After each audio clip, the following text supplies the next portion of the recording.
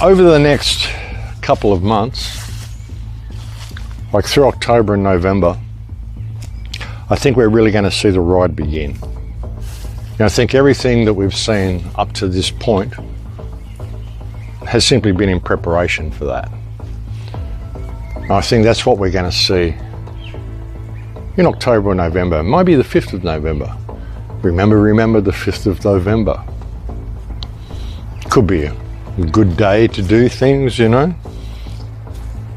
Wouldn't surprise me if they were to pick a date like that. I don't know what it's going to be though, but it's going to be something unprecedented.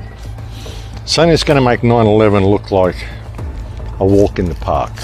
I don't even know whether it'll be a terror attack or anything like that. I don't know whether it'll be any type of war. I don't know what they're going to stage, or I don't know what is actually coming. But something really big is coming. And as I've stressed so many times, you know, we get to a point where you've got to really see the writing on the wall, folks. I mean, it's a huge opportunity. It's a time of huge opportunity for freedom. But I think this system has to completely crumble before that's ever going to happen. They're really pushing to create their whole technocratic new world order. And a lot of people will go into that, but you know, I can't see how it's going to survive. I really can't. But the only way it's really going to not survive is through some major form of upheaval. I mean, you want to know how to really stop the whole thing from coming online, how to stop this whole control grid in its tracks right now. Like I've said before, folks, shut down the internet. Think that's going to happen? Of course it's not going to happen. I mean, the internet's been great. It's done wonderful things. We've had access to all sorts of information. I couldn't be talking to you. You know, I've met so many people around the world. I've traveled to so many places, lecturing, done all sorts of things. You know, I wouldn't be living in this little place that I live in if it wasn't for the internet. You know, it's just a little rental that I live in, but hey, I'll be living here forever, I would say, folks. I can't envisage myself ever moving from this place. You know, it's done wonderful things for us, the internet, but by the same token, we've given our dependency over to it so much, and it is becoming such a controlling aspect of our lives. And now with this whole technocratic tracking system that's coming online, well, it's set to become even more a controlling aspect of our lives. You know, and if you shut down the internet and shut down the televisions, the whole pandemic could go away. All we'd have would be newspapers then, folks, like it used to be in the old days. Newspapers, possibly radio, you know. And be an interesting world, wouldn't it?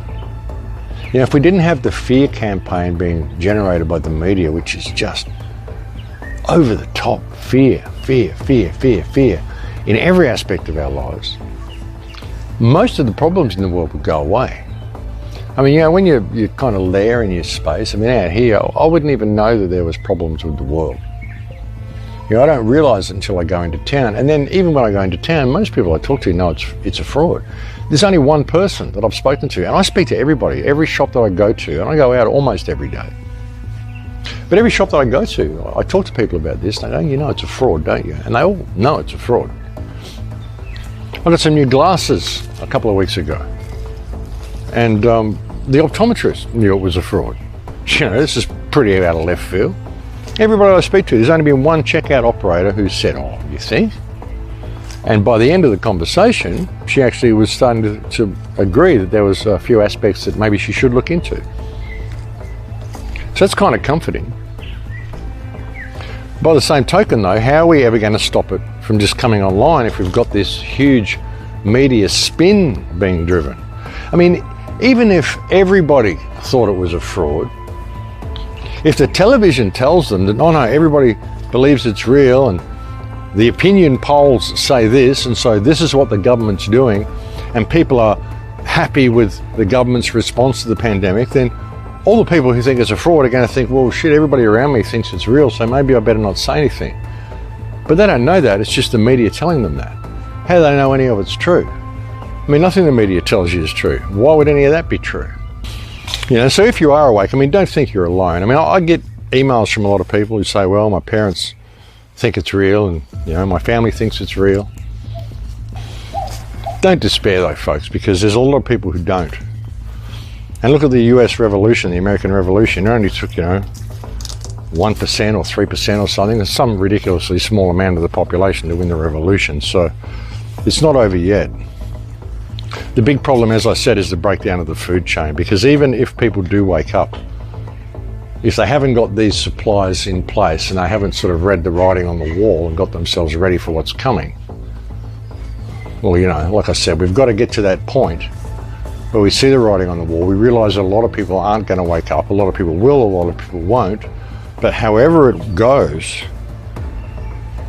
we are most definitely heading for unprecedented times. We're heading for unprecedented food shortages, whichever way it goes. Even if we stop the system right now, even if all the Q tubers were right and the children were really being rescued from the sewers and we were really winning, all of the food chain is breaking down. And it's still happening. I mean, even if, okay, so sorry about the vegans, but for all the meat eaters out there, there's an abattoir, I think, just west of Brisbane, where they just put off 600 workers the other day because someone tested positive for COVID. It's meat production, it's food for people who eat meat. And the farms are breaking down, the vegetables aren't being grown, they're not being picked. They're culling the chickens in Victoria. They've just burnt out all the forests.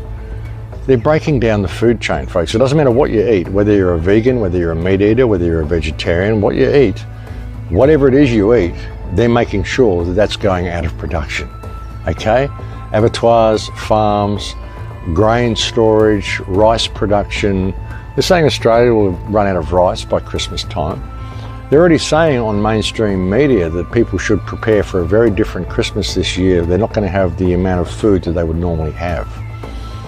So through all of it, folks, we've got to realise that this is happening. Even if the whole world was to wake up, realise that this is a provable fraud that's being run here, and we were to pull our governments out of power and put new people in charge, well, we've got to get the food chain back up and running pretty damn quickly for it to make any real difference at all. That's what a lot of people aren't noticing through all this. Now, that's one of the reasons I think they're making the lockdown so brutal everywhere. So that's the focus that people have. They're not looking beyond that. They're not looking at the bigger picture.